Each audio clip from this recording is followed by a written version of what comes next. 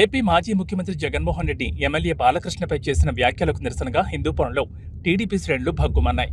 Ambedkar circle వద్దకు చేరుకున్న TDP నాయకులు సైకో జగన్ అంటూ పెద్ద ఎత్తున నినాదాలు చేశారు. ఆందోళనకారులు జగన్ దిష్టిబొమ్మను దహనం చేసేందుకు ప్రయత్నించగా పోలీసులు వారిని అడ్డుకున్నారు. ఈ క్రమంలో పోలీసులకు నిరసనకారులకు మధ్య తోపులాట చోటు చేసుకుంది. టీడీపీ నాయకులు జగన్ ఫ్లెక్సీలను చించివేసి తమ నిరసనను వ్యక్తం చేశారు. ఈ సందర్భంగా టీడీపీ నేతలు మాట్లాడుతూ, మీ పార్టీలో ఎంతమంది ఎమ్మెల్యేలు మద్యం తాగడం లేదు, బాలకృష్ణ మద్యం తాగాడని ఎలా అన్నావో అదే మద్యం కుంభకోణంలో జగన్ జైలుకు వెళ్లేందుకు సిద్ధంగా ఉండాలి అంటూ తీవ్రస్థాయిలో విమర్శించారు. ఎమ్మెల్యే బాలకృష్ణపై చేసిన వ్యాఖ్యలను వెనక్కి తీసుకుని తక్షణమే క్షమాపణ చెప్పాలని టీడీపీ నాయకులు డిమాండ్ చేశారు.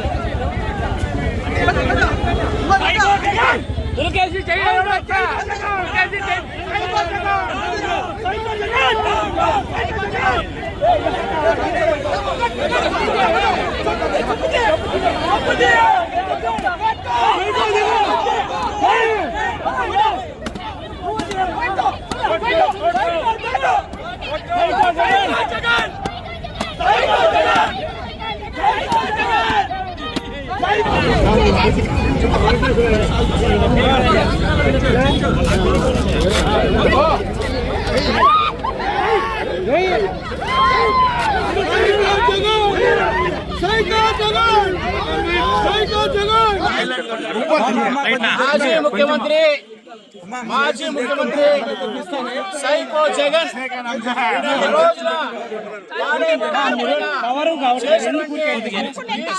వాక్యాల్ని మేము ఖండిస్తూ మరి ఈ రోజు గూగుల్లో సైకో అని కొడితే జగన్మోహన్ రెడ్డి కనబడిస్తారు.